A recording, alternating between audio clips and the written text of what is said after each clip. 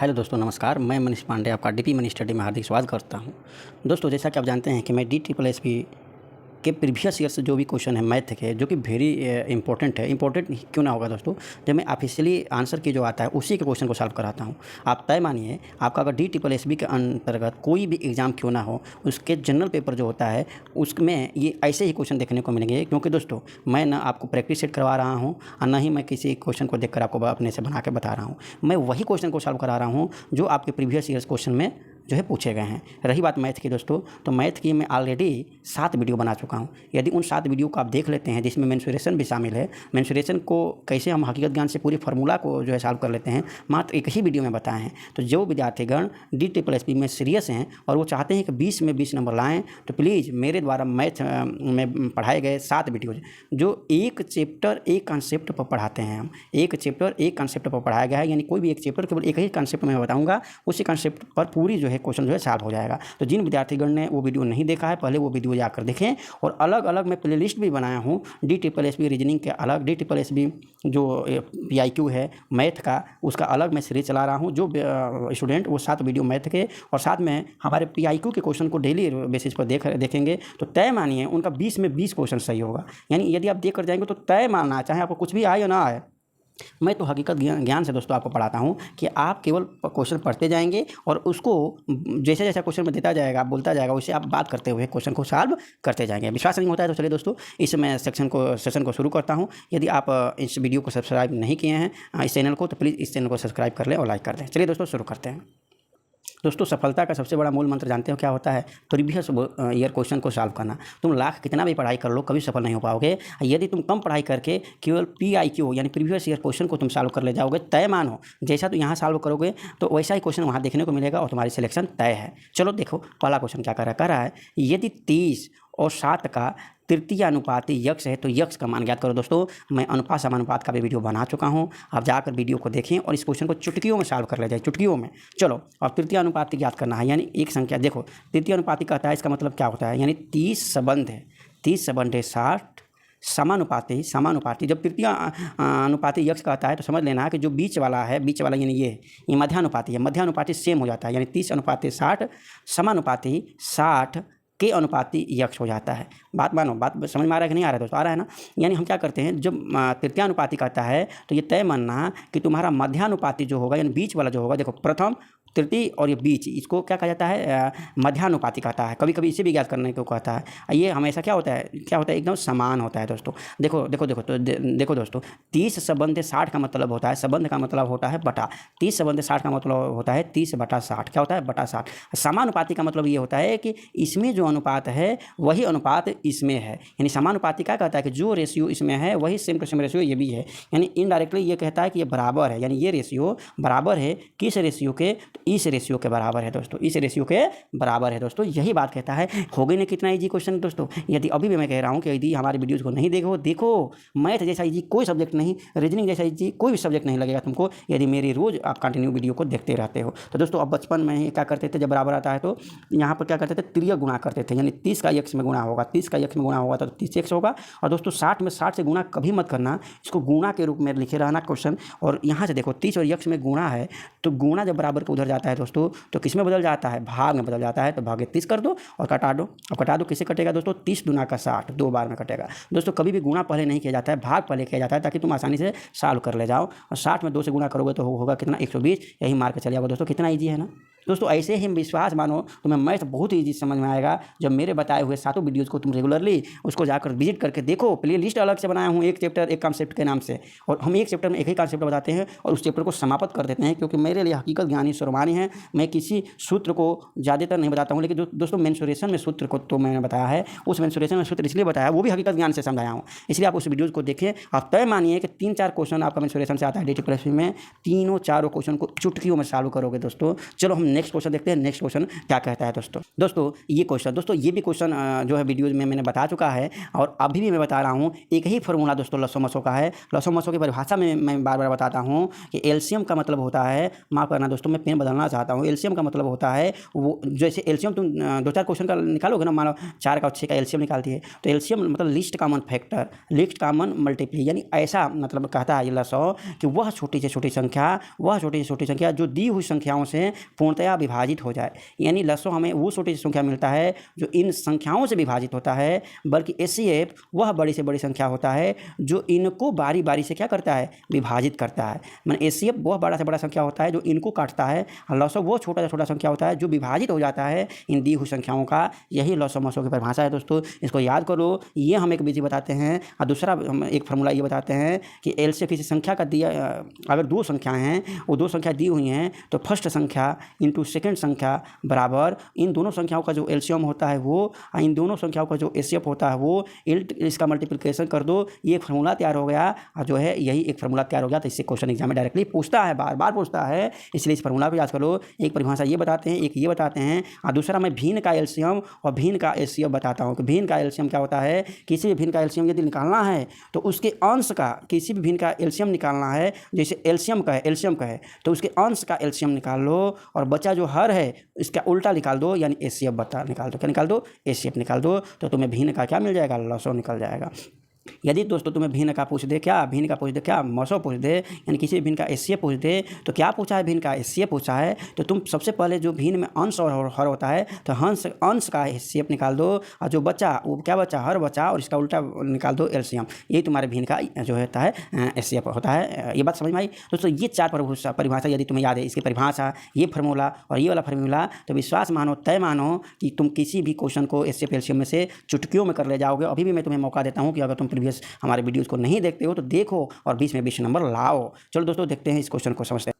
चलो दोस्तों इस रसगुल्ले जैसे क्वेश्चन को कैसे सॉल्व करते हैं। कह रहा है 2 संख्याओं का गुणनफल 360 है, यानी दोस्तों इनडायरेक्टली ये कह रहा है फर्स्ट इंटू सेकेंड, यानी पहली संख्या इंटू दूसरी संख्या का मान ही दे दिया है क्या? 360। और तुमको मैं अभी फार्मूला बताया, पहली संख्या इंटू दूसरी संख्या बराबर क्या होता है? एलसीएम इंटू एचसीएफ होता है दोस्तों। इसी गुणनफल का मान 360 दिया है और उनका एलसीएम 60 दिया है, यानी इसका मान दोस्तों 60 दे दिया है। और तुमसे पूछ क्या रहा है? एचसीएफ पूछ रहा है, तो इसको मान लो यक्स और इसका मान ज्ञात कर लो दोस्तों। कितना ही ईजी क्वेश्चन है दोस्तों, इतना ईजी क्वेश्चन कभी ना मिलेगा। और ये इजी क्यों है? क्योंकि तुमको हकीकत ज्ञान से मैं पढ़ा रहा हूँ। यहाँ गुणा है तो गुणा इधर आकर दोस्तों भाग हो जाता है। इतनी छोटी बात तो मैं नहीं बताऊँगा, तुम्हें खुद इस बात को समझना होगा। बचपन में तुम किए होगे, यही उत्तर जो आ गया। माफ़ करना, ये 0 से 0 काटना मैं भूल गया, यानी 6 तुम्हारा आंसर होगा। देखो आ गया उत्तर ना दोस्तों, कितना मज़ा आ रहा है दोस्तों। एक बार फिर मैं बोलता हूँ कि मैथ रीजनिंग एक ऐसा सेक्शन है जो डायरेक्टली कन्फर्म आंसर को देता है, कन्फर्म आंसर को देता है। इसमें कोई डाउट नहीं होता है और नहीं एग्जाम DSSB इसको गलत कर सकता है। कितनी मज़े की बात है। बाकी कोई भी सब्जेक्ट क्यों ना हो, हिंदी क्यों ना हो, इंग्लिश क्यों ना हो, और कोई भी सब्जेक्ट क्यों ना हो दोस्तों, उसमें हमेशा क्वेश्चन विवादित रहता है। कोई आयोग कोई को उत्तर मानता है, कोई आयोग किसी और को उत्तर मानता है। लेकिन मैथ रीजनिंग एक ऐसा सेक्शन है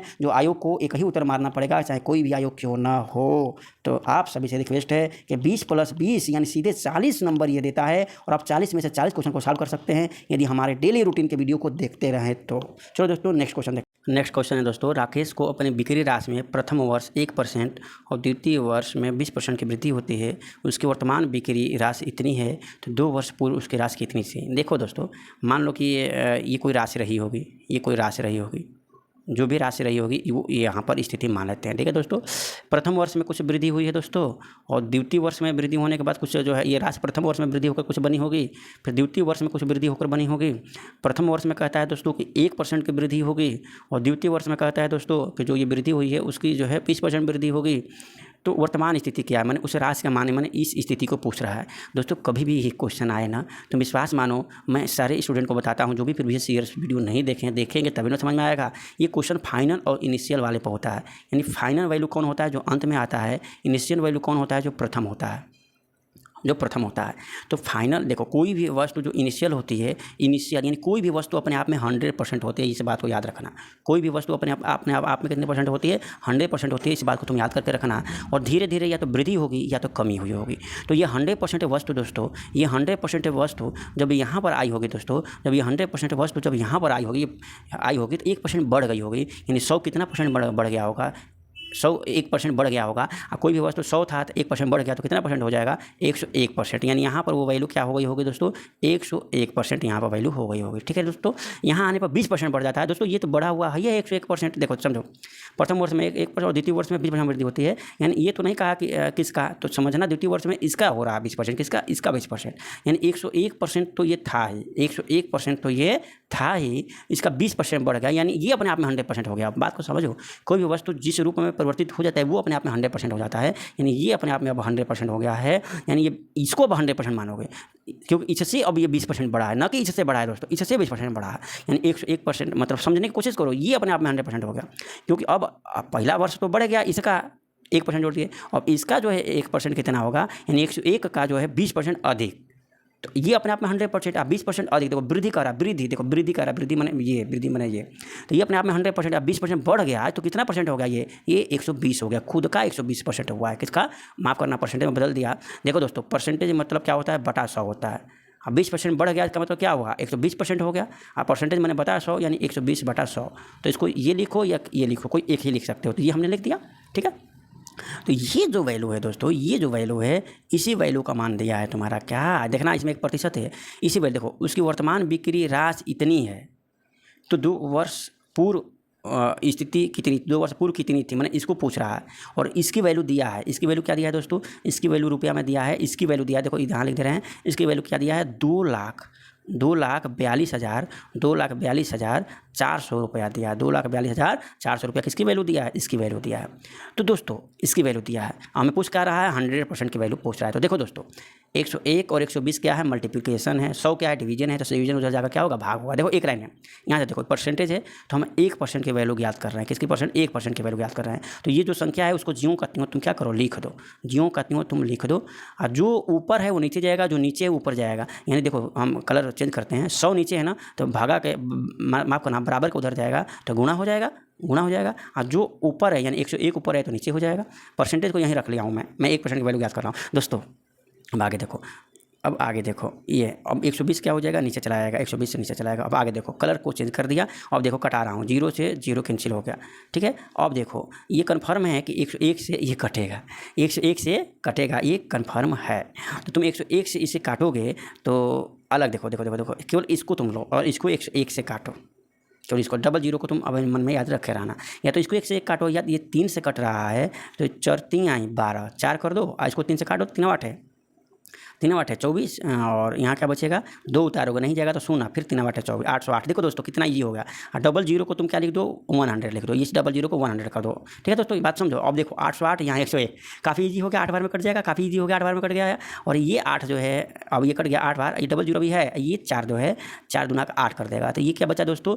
बचा तुम्हारा 2, और यहाँ पर क्या बचा है दोस्तों? 100, तो 2 शून्य और 1 तुम्हारा 10 यहाँ बचा है। यानी सीधे 1% की वैल्यू आ गई 2000। 1% की वैल्यू 2000, तो 100% की वैल्यू कितनी होगी? 100% की वैल्यू कितनी होगी? यानी तुमने क्या किया? 100 से गुणा कर दिया, तो इसमें भी 100 से गुणा कर दो। ये 2000 में 100 से गुणा करने के बजाय 2 ठे शून्य बढ़ा दो, यही तुम्हारा उत्तर होगा दोस्तों। मजा आया कि नहीं दोस्तों? यदि मजा आ रहा है तो लाइक करो, सब्सक्राइब करो, और अपने दोस्तों का उद्धार करने के लिए इस वीडियो को शेयर करो। और फिर नेक्स्ट क्वेश्चन पर आ जाओ दोस्तों। नेक्स्ट क्वेश्चन है कि ए ने इतना की पूंजी एक व्यवसाय शुरू किया। माफ़ करना, देखो दोस्तों क्वेश्चन है, ए ने 3,75,000 की पूंजी के साथ एक व्यवसाय शुरू किया, और 9 महीने बाद बी एक निश्चित पूंजी के साथ उसके साथ जुड़ गया। ए के व्यवसाय शुरू करने के दिन से 1 वर्ष बाद लाभ को 8/2 के अनुपात में बांट दिया गया। बी ने कितना निवेश किया था? दोस्तों तुमको हम इसके बारे में बता दिए हैं कि मान लो कोई व्यक्ति अमाउंट जो है A1 लगाता है, कोई अमाउंट जो है ऐसे नहीं, ऐसे मान लो कोई अमाउंट X लगाता है, कोई दूसरा व्यक्ति अमाउंट Y लगाता है। तो प्रॉफिट का रेशियो क्या होता है दोस्तों? प्रॉफिट का रेशियो क्या होता है, तो वो बात आप यहाँ पर देखो। जो एक व्यक्ति ए है, दूसरा व्यक्ति मान लो कि बी है, इसमें दिया भी है, तो एक व्यक्ति का अमाउंट क्या है दोस्तों? X है, दूसरा व्यक्ति का अमाउंट क्या है? Y है। तो ये व्यक्ति उस व्यवसाय में कितने देर तक जो है, कितने टाइम तक, मैंने कितने वर्ष तक काम किया या कितने महीनों तक काम किया, उसका टाइम यहाँ पर जरूर लिख दीजिए। मान लो वो टाइम टी है, वाई भी कुछ समय तक काम किया होगा, तो वो जितने तक टाइम काम किया होगा तो उसका टाइम मान लो TB है। तो ये जो रेशियो आता है दोस्तों, ये जो रेशियो आता है वो प्रॉफिट का रेशियो आता है। प्लीज़ इसको आप याद रखें, आपसे हमें रिक्वेस्ट है। दो व्यक्ति कोई बिजनेस शुरू करते हैं, तो दोनों व्यक्ति बिजनेस शुरू करते हैं, दोनों पैसा लगाएंगे। तो मान लीजिए कि A का जो अमाउंट है X है, B का अमाउंट Y है, और दोनों 1 वर्ष के बाद या 2 वर्ष के बाद या 3 वर्ष के बाद किसी निश्चित समय के बाद क्या लेंगे, प्रॉफिट लेंगे। तो कितने समय के बाद प्रॉफिट लेंगे ये हमें नहीं मतलब रखता है, कितने समय तक A वो समय तक जो है वो मैंने रहा, उसका जो है अमाउंट से और टाइम से मल्टीप्लाई होगा। और Y का जो अमाउंट है वो कितने समय तक रहा, उस B कितने समय तक रहा, उससे मल्टीप्लाई होकर जो हमें रेशियो निकल कर आती है वो प्रॉफिट की रेशियो होती है। दोस्तों इस चीज़ से हमेशा एक क्वेश्चन पूछता है, जो मैं तुम्हें बार बार पीछे भी बता दिया हूँ, ठीक है। तो यहाँ पर दो व्यक्ति है, एक व्यक्ति A है, एक व्यक्ति B है। तो एक व्यक्ति को हमने A लिख दिया और दूसरे व्यक्ति को B लिख दिया। इनके प्रॉफिट का अनुपात क्या है दोस्तों, ये ऑलरेडी दे दिया। इसकी प्रॉफिट का अनुपात 8/2 है, 8/2 है इनके प्रॉफिट का अनुपात, ठीक है दोस्तों। लेकिन प्रॉफिट का अनुपात निकलता कैसे है ये मैं तुमको बता ही दिया। तो देखो दोस्तों, अब देखो ये रेशियो भले दे दिया हो, लेकिन तुम्हें क्या पता है ये रेशियो कैसे निकलता है, आप सभी बताओ ये रेशियो कैसे निकलता है। तो A ने कितना अमाउंट लगाया वो लिखो, A ने अमाउंट लगाया है 3,75,000, 3,75,000 A अमाउंट लगाया। कितने समय के लिए लगाया दोस्तों, तो देखो कितने वर्ष बाद जो है ले रहे हैं, देखो देखो देखो देखो शुरू किया। अब B ने कितने में निवेश किया, 1 वर्ष बाद लाभ 8/2 होता है। 1 वर्ष में समय क्या दिया, 1 वर्ष। लेकिन देखो दोस्तों, ये देखो 9 महीने बाद B आ रहा है, 9 महीने बाद, यानी ये महीना की बात किया है, इसलिए 1 वर्ष को तुम 12 माह में कन्वर्ट करो। अब देखो A शुरू किया है और 1 वर्ष बाद हम लाभ दे रहे हैं, 9 महीने बाद B भले आया है, लेकिन A तो कंटिन्यू शुरू से है, यानी ये कितने महीने के लिए है दोस्तों, ये 12 महीने के लिए है। ये संबंध है तो संबंध रहने दो।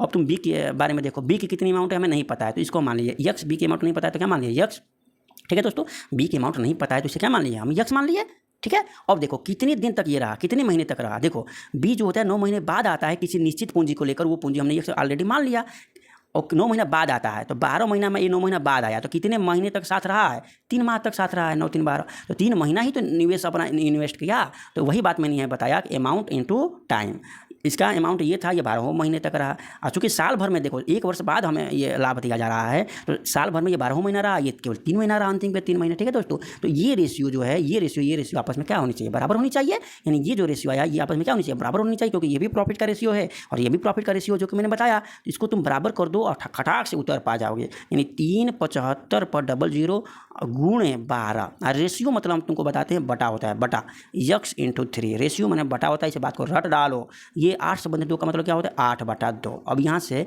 तुम X की वैल्यू आसानी से ज्ञात कर सकते हो। देखो यहाँ से 2 चौके 4 को ऊपर लिख दिया। देखो यहाँ देखो 3 चौके 12, 4 यहाँ हुआ, और 4 एकने 4, यहाँ भी 1 और यहाँ भी 1। X उधर जाकर क्या हो जाएगा दोस्तों, गुणा। X उधर जाकर क्या हो जाएगा, गुणा। तो ये देखो ना क्या क्या सब ठीक है, यानी उत्तरवा वही आया जी, 375/00। कितना इजी क्वेश्चन है दोस्तों। 375/00 किसका मान आ गया, 000 है, 00 नहीं, 000 तुम बढ़ा लो। इसमें कोई X इधर आकर X मैंने वही मान आ गया दोस्तों। कितना ईजी है। और विश्वास मानो तुम्हें लग रहा है भरी भार कम क्वेश्चन है, नहीं यार, एक चीज़ तुमसे याद नहीं होता। पूरा पूंजी पर केवल एक ही फार्मूला मैं बताता हूँ, और वो कॉन्सेप्ट ये है। इस कॉन्सेप्ट से जितना भी निवेश वाला क्वेश्चन है सब सॉल्व हो जाता है। चलो नेक्स्ट क्वेश्चन देखते हैं। एक सेल के दौरान राघव ने 60 अंकित मूल्य वाली एक नोटबुक 60% की छूट तथा 100 रुपये अंकित मूल्य वाली एक पेन को 40% की छूट पर खरीदा। सेल के कारण उसे कितना बचत हुई, सेल के कारण कितना बचत हुई। अब देखो भाई दोस्तों, बात को समझने की कोशिश करो। अंकित कोई व्यक्ति है कि कौन सा कोई भी व्यक्ति हो, व्यक्ति से नहीं मतलब है।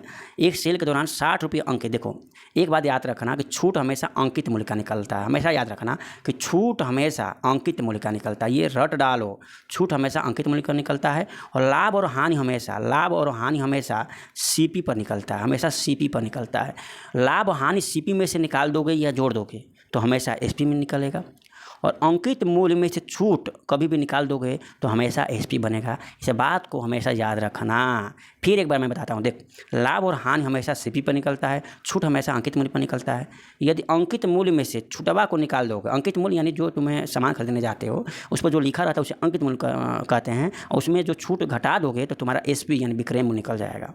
लाभ और हानि हमेशा CP से निकलता है। लाभ हुआ है तो CP में जोड़ दो तो SP आएगा, हानि हुआ है तो CP में से घटा दो तो SP आएगा। इस बात को समझना। लाभ हानि कहीं कह दे तो CP से निकालना, अंकित मूल्य कह दे, छूट कह दे तो हमेशा अंकित मूल्य पर निकालना। निकलने के बाद हमेशा SP मिलेगा। यानी इन दोनों का जो है संबंध हमेशा SP से ही होता है। बात समझ गए कि नहीं। यानी अंकित मूल्य में से छूट घटाओगे तो SP में निकलेगा, CP में लाभ या हानि जोड़ोगे या घटाओगे तो SP निकलेगा। ठीक है, चलो अब इस क्वेश्चन को देखो।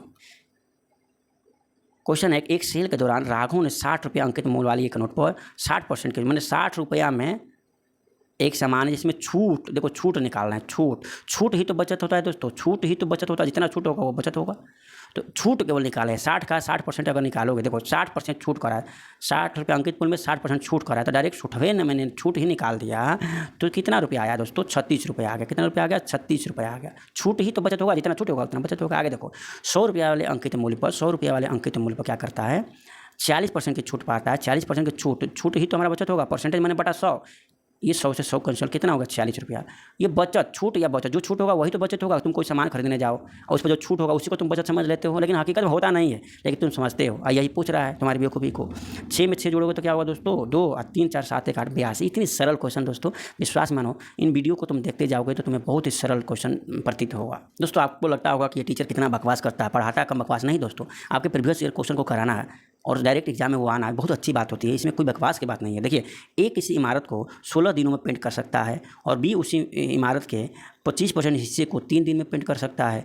यदि बी कार्य करना शुरू करता है और वे एकांतर दिनों में कार्य करते हैं तो इमारत को कितने दिनों में पेंट लगेंगे। दोस्तों काफ़ी इजी क्वेश्चन को कैसे करते हैं, ए किसी काम को देखो, पेंट करने का मतलब क्या, ए किसी काम को 16 दिन में कर सकता है। कितने दिन में, 16 दिन में कर सकता है, इनडायरेक्टली।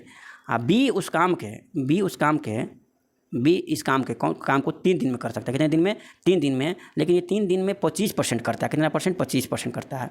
तो ये 3 दिन में कितना काम करता है दोस्तों, 25% करता है। 25%, तो 100% करने में कितना समय लगाएगा दोस्तों। देखो कोई भी काम अपने आप में 100% होता है, इस बात को याद करो। देखो यहाँ पर हम बी पूरे काम को कितने दिन में कर सकता है वो निकालते हैं। यदि नहीं समझ में आ रहा है तो तुम हमारी एक फार्मूला क्यों नहीं याद कर लेते, वैल्यू अपन किसका इंटू चाहिए, कोई भी वैल्यू है वो किसकी है और हमें चाहिए क्या, अगर उस चीज़ को यहाँ पर पुटअप कर देंगे तो हमें निकल आएगी।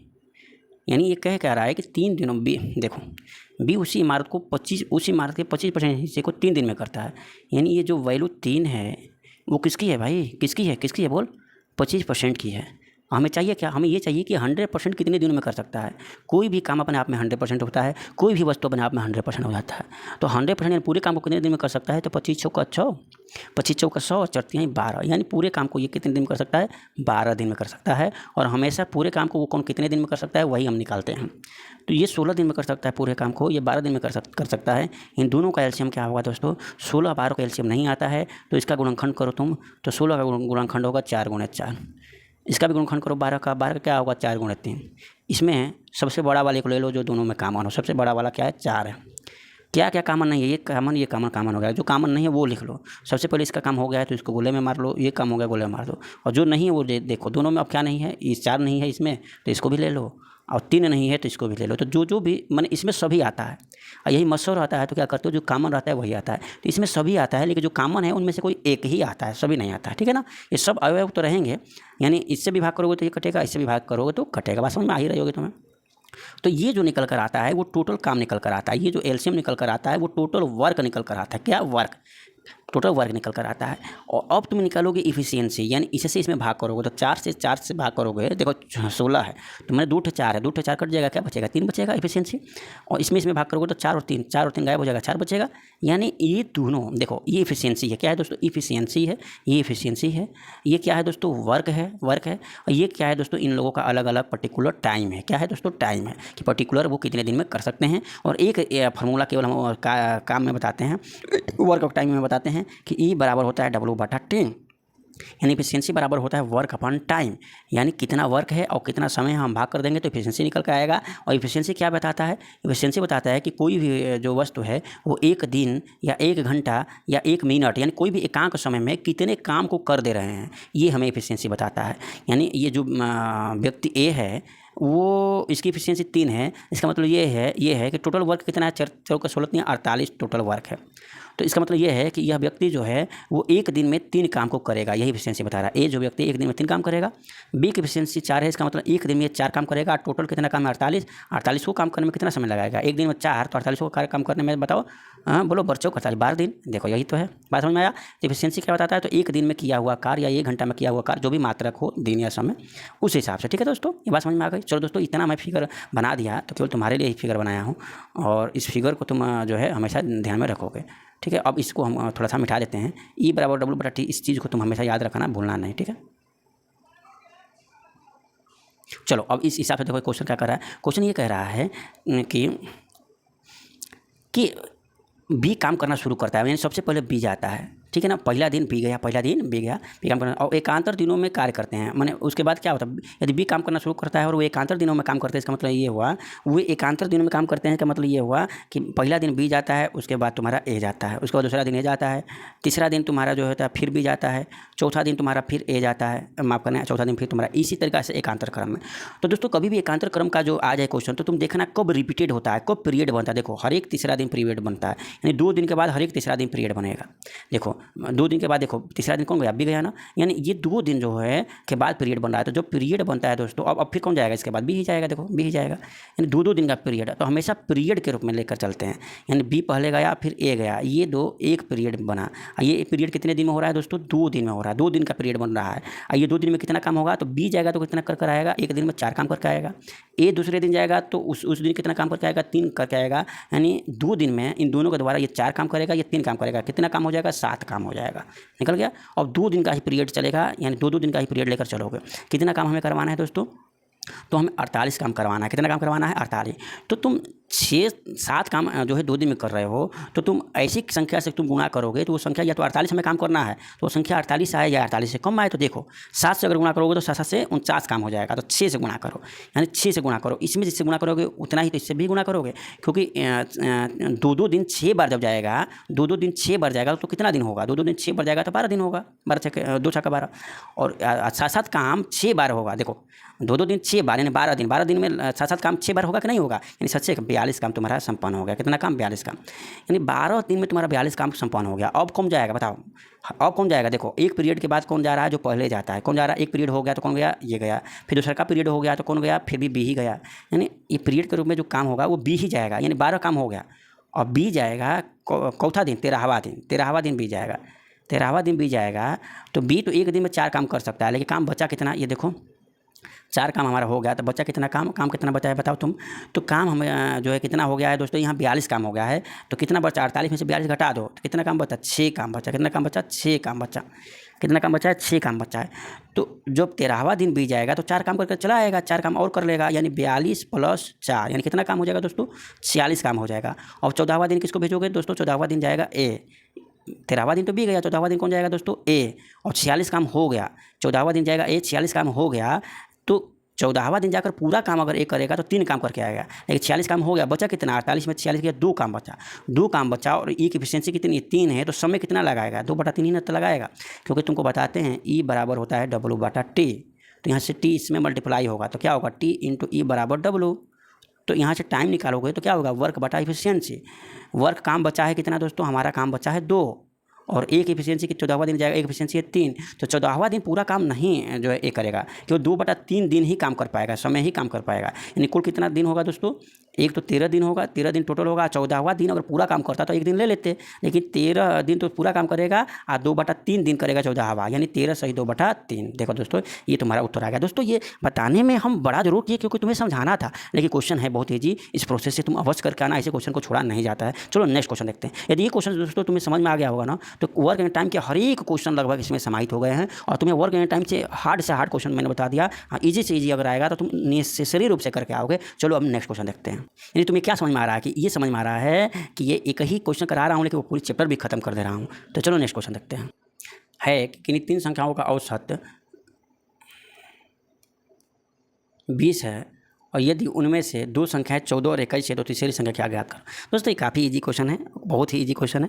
2 संख्याओं का औसत 20 है का मतलब क्या हुआ, 3 संख्याओं का औसत 20 है, तो यहाँ योगफल निकालो। यानी तुम सभी जानते हो कि औसत बराबर क्या होता है, सभी को मैंने बताया है। औसत बराबर होता है पदों का योग बटा पदों की संख्या। दोस्तों औसत बराबर क्या होता है, तुम्हें बार बार मैं एक ही चीज़ बताता हूँ कि औसत बराबर होता है पदों का योग बटा पदों की संख्या। जितनी भी पद है उसकी जो है योग निकालो बटा पदों की संख्या। यही औसत क्या दिया है, 20 दिया है। पदों का योग हमें नहीं पता है तो योग निकाल देते हैं। कुल पदों का योग कितनी संख्याएं दी है, 3 संख्याएं दी है, बटा संख्या कितनी दी है, 3 इधर आकर क्या हो जाएगा, गुणा। योग का मतलब क्या, योग का मतलब हुआ प्रथम संख्या प्लस द्वितीय संख्या प्लस तृतीय संख्या। 3 संख्या है, तीनों का योग बटा पदों की संख्या 3।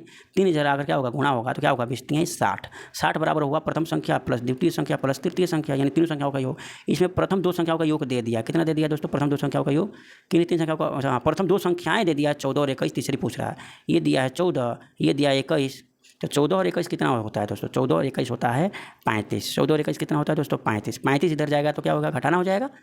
35 इधर जाएगा तो क्या होगा, घटाना हो जाएगा, तीसरी संख्या निकल जाएगा, यानी 10 में से 5 गया क्या होगा, 25 होगा।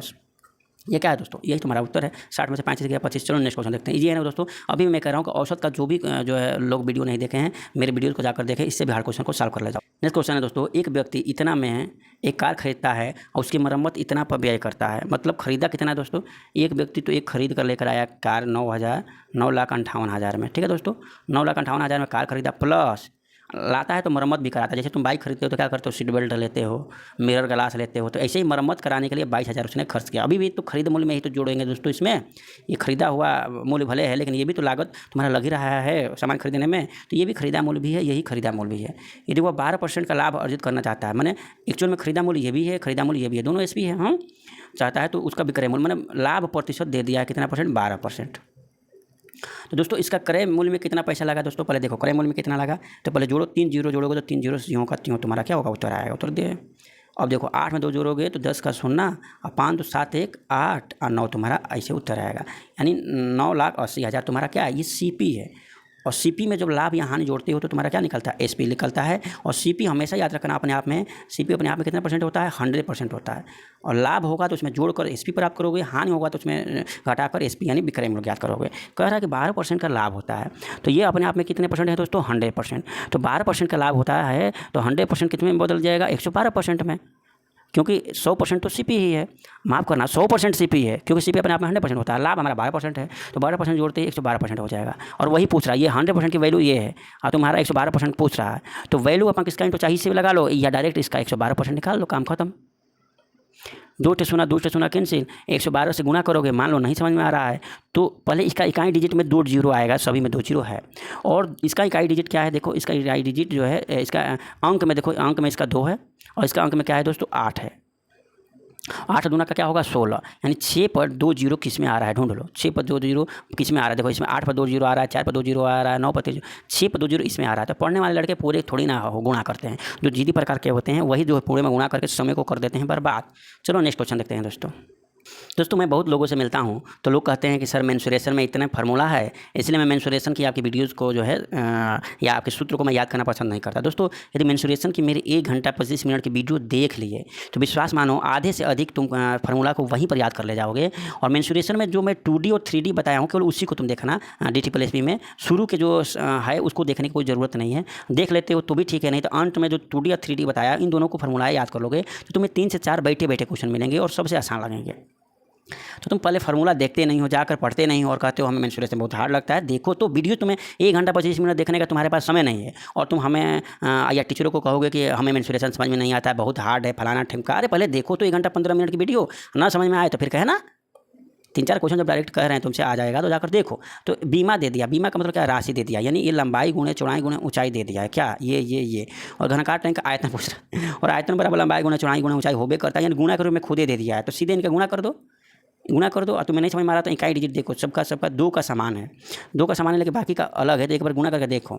अतरी का 24, 4 इकाई आया, इस 4 से चढ़ती हैं 12, 2 इकाई आया। तो किसी एक का 2 है क्या, हाँ जी किसी एक का 2 है, तो पढ़ने वाले लड़के इसकी मार के चले आएंगे। और जो जिद्दी प्रकार के होंगे जिनको हकीकत ज्ञान नहीं होगा वो मरे पड़ेंगे कि नहीं भैया हम उत्तर लाई के मारेंगे और उत्तर लाने के चक्कर में अब क्या ही बताऊँ, छोड़ो। उत्तर लाने के चक्कर में न रहो, जहाँ से शॉर्टकट लगे, तुम्हें लग रहा है कि हाँ लगभग 3 ठे अलग अलग है यूनिट डिजिट ही निकाल कर कहानी खत्म कर डालो और आगे बढ़ जाओ। उसको मिलाने के चक्कर में न पड़ो, नहीं तो फिर अब क्या ही बताएं, मिलाते रह जाओगे। और जाने तो बोल दिया जरूर दोस्तों, माफ़ी मैं चाहता हूँ, बोलना नहीं चाहता था। ए और बी एक साथ मिलकर कार्य करते हुए किसी कार्य को 18 दिनों में पूरा करते हैं, यानी ए और बी दोनों मिलकर किसी काम को कितने दिन में पूरा करते हैं। अरे भाई उल्टा क्यों चल रहे हो, ए और बी किसी काम को मिलकर 18 दिन में पूरा कर सकते हैं। तो ए और बी को एरो करो, यहाँ लिख दो तुम 18 दिन, ठीक है। ए बी 18 दिन में पूरा कर सकते हैं, दिन है तो दिन कर दो। ए बी 18 दिन में कर सकते हैं। बी अकेले उस कार्य को जो है 54 दिन में कर सकता है, तो बी को एरो करो और ये 54 दिन में अकेले कर सकता है, ठीक है। तो बी अकेले 54 दिन में कर सकता है, तो ए अकेले कितने दिनों में करेगा। तो क्या करो, इनकी जो निकालो एलसीएम निकालोगे तो क्या आएगा, करो 18 और 3 54, यानी 18 गुणे 3 तुम्हारा एलसीएम हो जाएगा। अब देखो 54 से भाग करोगे तो 38 54, हाँ ये कट जाएगा एक बार में। 18 से भाग करोगे तो ये 3 बार में कटेगा, यानी ए प्लस बी की एफिशिएंसी 3 है, यानी ए प्लस बी दोनों मिलकर एक दिन में 3 काम कर सकते हैं और बी अकेले जो है एक दिन में एक काम कर सकता है। ये इसका जो हुआ ये फार्मूला हुआ। अब कह रहा टी अकेले कितने दिन में करेगा, यानी टी का टाइम पूछ रहा है। टाइम बराबर दोस्तों होता है वर्क अपॉन एफिशिएंसी। एक फार्मूला किसी से याद नहीं होता है तो क्या करूँ तुम्हारे साथ मैं याद करूँ। वर्क कितना है दोस्तों, यही टोटल वर्क निकल कर आता है। बार बार एक ही चीज़ को बताते बताते टीचर भी उब जाता है। वर्क और टी ए की एफिशिएंसी कितनी है, नहीं बी की पूछा है दोस्तों। देखो तो ए अकेले कितने दिन, नहीं एक ही पूछा है। देखो ए और बी दोनों की एफिशिएंसी 3 है, माने ए बी दोनों एक दिन में 3 काम कर सकते हैं। अब बी एक दिन में कितने काम कर सकता है, एक काम कर सकता है। बी एक दिन में एक काम कर सकता है, दोनों मिलकर 3 काम कर सकते हैं। अब बी का रूल इसमें क्या होगा, देखो ए प्लस बी का रूल क्या होगा, एक दिन में एक काम कर सकता है। बचा कितना, 2 काम। कन्फर्म है कि 2 काम कौन कर रहा होगा, ए कर रहा होगा, यानी एक एफिशिएंसी क्या हो गई, 2 हो गई। तो बटा 2 कर दो, 2 9 18 90 27। यही तुम्हें नहीं आ रहा है। चलो नेक्स्ट क्वेश्चन देखो।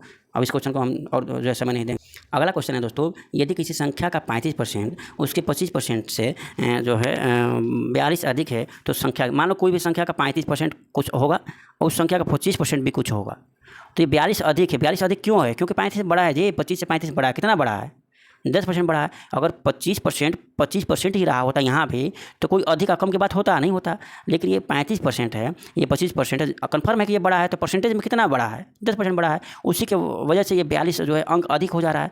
तो ये जो वैल्यू जो है 42 वो किसकी है, तो इन दोनों के अंतर की ही तो है, बोलो ना जी। अगर ये भी 25% ही रहा होता तो ये होता नहीं होता। तो जो 10% की वैल्यू कितनी आ गई, 42 हो गई। तो वो संख्या ज्ञात करिए, कोई भी संख्या अपने आप में 100% होता है तो संख्या ज्ञात करिए। तो 1% की वैल्यू कितनी हो जाएगी दोस्तों, 42/10। 100% की वैल्यू कितनी हो जाएगी दोस्तों, 42/10 गुणे 100। अब 0 से 0 कैंसिल, उत्तर क्या आ गया, 420। यही तुम्हारा उत्तर है दोस्तों। पढ़ने वाले लड़के इतना लेंदी कर लेते हैं, लेकिन हम एक ही फार्मूला बताते हैं कि वैल्यू अपन किसका इंटू चाहिए वाला फार्मूला लगाओ, क्या होता है, ईजी हो जाता है। ईजी का मतलब जल्दी हो जाता है, और ईजी का ये भी तो ईजी है। ये वैल्यू कितना दिया है अंक में दोस्तों, वैल्यू अंक में दिया है हमारा 42। किसका है, तो देखो 35 इतना 42 अधिक है, अधिक तो 35 25 से कितना परसेंटेज में अधिक है, 10% से अधिक है, यानी ये वैल्यू किसकी है, 42 10% की वैल्यू है। हमें चाहिए किसकी वैल्यू, तो वो संख्या क्या है, 100% वैल्यू चाहिए, क्योंकि कोई भी वैल्यू अपने आप में 100% होती है। तो 10% यानी वैल्यू जो है 42 किसकी है, 10% की है। परसेंटेज से परसेंटेज काट दो, यहाँ 0 से 0 काटो, यहाँ भी 420 तुम्हारा उत्तर आ गया। चलो नेक्स्ट क्वेश्चन देखते हैं। क्वेश्चन है, एक व्यक्ति आधी दूरी 36 किलोमीटर प्रति घंटा के चाल से और शेष आधी दूरी 48 किलोमीटर प्रति घंटा के चाल से पूरा करता है। पूरा यात्रा में औसत चाल ज्ञात करिए। दोस्तों तुम्हें शर्म आनी चाहिए, मैं तुम्हें बार बार बताता हूँ, हम बताते बताते मैं थक गया हूँ, लेकिन सुनते सुनते तुम्हारी कान नहीं थकी होगी। बार बार कहता हूँ कि इससे क्वेश्चन आता है जब दूरी समान हो, जब दूरी समान हो, 2 अलग अलग चाल दिया हो और औसत चाल पूछे, तो हमेशा 2 अलग अलग चालों का गुणनफल का दोगुना बटा दोनों चालों का योगफल कर दोगे तो तुम्हारा औसत चाल निकल कर आ जाएगा। ये हज़ारों बार मैंने बताया होगा। और हमेशा इसमें शर्त है कि दूरी समान होना चाहिए, कहीं ना कहीं वो कही देगा। देखो आधी दूरी और शेष आधी दूरी, आधी दूरी का मतलब क्या है, ये और ये आपस में बराबर, दूरी बराबर, कहीं ना कहीं इनडायरेक्टली तुम्हें दूरी बराबर करके ही देगा। तो अब देखो 2 अलग अलग चाल को 2 गुना करो, यानी 2 गुणे अलग का चाल, एक 36 है, एक चाल 48 है। 36 और 48 जोड़ो, 6 8 14 के 4 3 4 7 और 1 8 84 तुम्हारा उत्तर नहीं हुआ। अभी तुम आगे करोगे तो तुम्हारा उत्तर भी आ जाएगा, घबराने की बात नहीं है। 2 में 84 से भाग करो, 2 चौके 8, 2 3 का 4, 42 हुआ। 42 में जो है 6 से करो, 6 7 42 और 6 8 48। अब 48 में 36 से तुम क्या कर दो, गुणा कर दो। 48 में 36 से गुणा करो, 7 से भाग कर दो, तो गुणा करो। 48 का 8 हाथ में लगा 4 और 3 का 24 4 28, यानी 288 में तुम 7 से भाग करो, 7 चौक 28 8 7 1 7। बस यहीं तक रहो। देखो 41 कहाँ आया, किसी एक में ही आ रहा है, मार के चले आओ। अब जिद्दी लड़के क्या करेंगे, नहीं भैया हम दशमलव वो वाला लाएंगे, 2 अंक कहा है ना, 2 अंक कहा, 2 अंक तो हम वो भी लाएंगे। लाओ, समय बर्बाद करो, हम क्या कर सकते हैं। तुम्हें केवल समझा सकता है टीचर दोस्तों कि तुम जहाँ उत्तर तुरंत मिले तुरंत मार के चलो, उसकी जाँच मत करो। उत्तर की जाँच घर पर बैठ कर किया जाता है, वहाँ नहीं। और ये कॉन्फिडेंस कब आएगा, तुम PIQ कुल सॉल्व करोगे तभी कॉन्फिडेंस डेवलप होगा, किसी टीचर के बताने से नहीं होगा।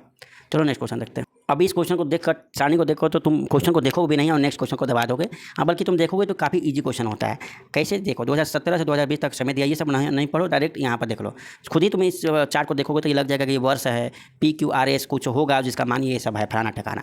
नहीं, 2018 में R का मान कितना है, 313। ये तो देख कर ही समझ जाओगे, तो इसे पढ़ने का क्या ही मतलब। डायरेक्ट तुम क्वेश्चन को पढ़ो कि वर्ष 2019 में Q और यस, 2019 में Q और यस कह रहा है, तो डायरेक्ट 2019 का Q देख लो क्या है, 427 है, तो 427 लिख दो। और यस कह रहा है, यस क्या है, 433 है, तो डायरेक्ट 433 ले लो, जो कह रहा है वो लिख दो। तो और इसके कुल विद्यार्थियों की संख्या कुल कह रहा है, तो जाहिर सी बात है कि इनको जोड़ेंगे तो 7 3 10 का क्या होगा, 0 और 2 3 5 1 6 और 4 4 1 8, 860 आ गया। कुल विद्यार्थियों निकाल दिए। और 2017 देखो कहाँ, यहाँ है पी और आर। पी 2017 का पी कितना है दोस्तों 318, तो यहाँ लिख दो 318। और आर कितना है दोस्तों, आर कितना है 422, तो लिख दो यहाँ 422। ठीक है, फिर पी और आर के नामांकित कुल विद्यार्थियों मतलब क्या, घटाना नहीं यार, जोड़ दो। 8 2 10 का 0, 2 1 3 1 4 3 4 7, 740 कुल विद्यार्थियों का अनुपात क्या होगा। अनुपात मैंने क्या करते हैं दोस्तों, बटा कर दो, इन्हीं का बटा कर दो, यही उत्तर आ गया। यानी 860 बटा 740 कर दो, जो पहले आए वो पहले अनुपात में रखोगे। अब क्या करो, 0 से 0 कटा दो, जितना कटा सकते हो। हमेशा देखो अनुपात में दो संख्याओं का जो कटता है वो HCF ही कटता है, ये भी बात हम बता चुके हैं, तुम याद रखना। और क्या करोगे, 2 से भाग करोगे तो ये हो जाएगा 2 तिहाई या 2 साते। यहाँ 2 से भाग करोगे तो 2 चौका 2 तिहाई, यानी 43 बटे 37। देखो कितना ईजी है। और इस क्वेश्चन को तुम छोड़ के चले आओगे, क्या ही कर सकते हैं हम। नेक्स्ट क्वेश्चन देखिए दोस्तों, ऐसे क्वेश्चन को कैसे डील करते हैं। ऐसे क्वेश्चन को करते हैं कि यहाँ मान लेते हैं, माना हमेशा ये मन में याद रखना, शांत जल में नाव की चाल, हमेशा याद रखना, शांत जल में नाव की चाल जो होता है वो x होता है। और धारा की चाल या जल की चाल जो होता है उसे y मान लेते हैं, ठीक है। और धारा के दिशा में जब चाल पूछता है दोस्तों, तो उस समय हमारा चाल क्या हो जाता है, x + y। और धारा के विपरीत दिशा में चाल पूछते हैं तो विपरीत दिशा में जब चाल पूछते हैं तो क्या होता है, x - y होता है, ठीक है दोस्तों, ये बात याद रखना। और दूसरी बात कि चाल बराबर दूरी बटा समय के फार्मूला याद रखना। चाल बराबर दूरी बटा समय, यहीं से 3 फार्मूला तुम्हें मिलता है। यहीं से समय पूछ जाएगा तो क्या हो जाएगा, समय अगर पूछ जाएगा तो समय बराबर हो जाएगा दूरी बटा चाल। समय बराबर क्या हो जाएगा, दूरी बटा चाल। यहीं से दूरी पूछ दे तो दूरी बराबर क्या हो जाएगा तुम्हारा, दूरी बराबर हो जाएगा चाल गुणे समय। समय आकर इधर क्या हो जाएगा, गुणा हो जाएगा। ये फार्मूला जो 3 बनता है, एक ही फार्मूला अगर याद है, तीनों तुम निकाल लोगे। और कभी भी चाल दिशा में अगर कहे, धारा की दिशा में कहे तो चाल की जगह x + y लिखोगे। और धारा के विपरीत दिशा में कहे तो चाल की जगह तुम क्या लिखोगे, धारा विपरीत दिशा में कहे तो चाल की जगह लिखोगे तुम x - y। क्या लिखोगे, x - y। ये बात तुम क्या करोगे, याद रखो, ठीक है दोस्तों। ये बात समझ में आ गई। केवल एक ही फार्मूला सब क्वेश्चन को कर देगा, तुम देखते रहो केवल बस।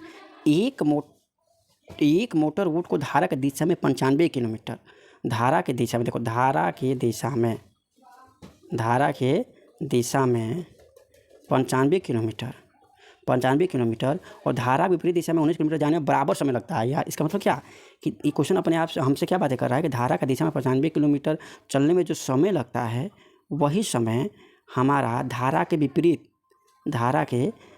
दिशा में कितना किलोमीटर, 19 किलोमीटर लगने में जो समय लगता है उसके बराबर है। समय क्या है, 95 किलोमीटर धारा की दिशा में जाने में जो समय लगेगा वो, और विपरीत दिशा में 19 किलोमीटर जाने में जो समय लगेगा वो बराबर है। ये हमारा क्वेश्चन कह रहा है, क्वेश्चन हमसे बातें कर रहा है और ये सारी बातें कह रहा है। तो देखो समय बराबर क्या होता है, यहाँ से देखो समय बराबर होता है दूरी बटा चाल। तो समय बराबर दूरी बटा चाल, दूरी कितना है दोस्तों 95 किलोमीटर, दूरी कितना है 95 किलोमीटर बटा चाल। धारा के दिशा में चाल क्या होता है दोस्तों, तो देखो धारा के दिशा में चाल जो होता है x + y होता है। क्या होता है, x + y होता है। तो धारा के दिशा में चाल हम लिख दिए x + y, ठीक है दोस्तों। वही विपरीत दिशा में समय बराबर क्या होता है, दूरी बटा चाल। दूरी कितनी है, 19 किलोमीटर जाने में जो समय लगा, यानी 19 बटा जाने में समय लगा। समय बराबर दूरी बटा चाल। दूरी ये चाल विपरीत दिशा में जाएगा तो चाल क्या हो जाएगा, x - y हो जाएगा। विपरीत दिशा में चाल क्या हो जाएगा, x - y हो जाएगा। ये बात याद रखना। अब तुम जो है तिर्यक गुणा करोगे तो क्या हो जाएगा, देखो तिर्यक गुणा करोगे तो 95 ब्रैकेट में x - y, 19 ब्रैकेट में x + y। बात समझ में आया कि नहीं। x यहाँ पर नाव की चाल होती है, y धारा की चाल होता है। और देखो यहाँ क्या दिया है, एक नदी का जल 12 किलोमीटर पर घंटा की चाल से प्रवाहित होता है। मैंने धारा की चाल दिया, जल का चाल का मतलब क्या होता है, धारा का चाल यानी y का मान दिया है 12, तो यहाँ पर 12 रख दो। y की जगह तुम क्या रख दो, 12 रख दो, तुम तुरंत 12 रखोगे। y की जगह हम क्या बना दिए, हम 12 रख दिए, क्योंकि उसका मान दिया है तो क्यों हम मान के चलेंगे, 12 रख दिए। 12 रखते ही तुम्हारा यक्ष यानी नाव की चाल तुम्हारा निकल कर आ जाएगा। शांत जल में नाव की चाल, देखो शांत जल में नाव की चाल यक्ष है, ये निकल कर चला आएगा। आराम से तुम इंतमान से धीरे से निकालो। देखो 95 में यक्ष से गुणा करोगे तो 95 x होगा। और 95 से 12 में गुणा करोगे तो अभी ये रखे रहो। 19 में यक्ष से गुणा करोगे तो 19 x होगा। जब बराबर के इधर आ जाएगा तो चिन्ह बदल जाएगा। 19 x का चिन्ह प्लस है, इधर आ जाएगा तो -19 x हो जाएगा। जिसका मान ज्ञात करना होता है वो LHS की जगह रखते हैं। 19 का 12 में गुणा हो जाएगा तो क्या होगा, दोस्तों 19 × 12। अब देखो 95 का 12 में गुणा क्या हो जाएगा, तो चिन्ह माइनस है, प्लस हो जाएगा। और क्या हो जाएगा 95 × 12, क्या हो जाएगा 95 × 12 हो जाएगा दोस्तों, 95 × 12, ठीक है। अब देखो इसका 95 में से 19, देखो दोस्तों अभी तक हम जो है जोड़ घटा रहे हैं, अभी तक गुणा नहीं कर रहे हैं। गुणा हम कभी भी अंत में करते हैं, क्यों, अब आगे समझ में आएगा। देखो 95 में से 19 चला जाएगा, क्योंकि यक्ष राशि क्या है, समान। 95 में से 19 घटाओ तो देखो तुम्हें नहीं घटाना आता है तो 15 में से 9 जाएगा तो क्या आएगा 6, यहाँ बचेगा 8, 8 में से एक जगह क्या होगा 76 यक्स बराबर, देखो दोनों में 12 कामन है, 12 कामन कर लोगे तो ब्रैकेट में क्या बचेगा, 12 कामन करते ब्रैकेट में बचेगा 19 + 95, 19 में 95 जोड़ो 9 5 13 का 3, 9 5 14 का 4 और 9 1 10, 10 1 11, तुम्हारा हो गया 114। ठीक है दोस्तों, अब देखो 76 गुणा है बराबर के इधर आ जाएगा तो क्या होगा, यक्स बराबर 12 गुणा 114/76। अब क्या करोगे, गुणा करोगे। अब देखो भाग करोगे, अब भाग कटाओ।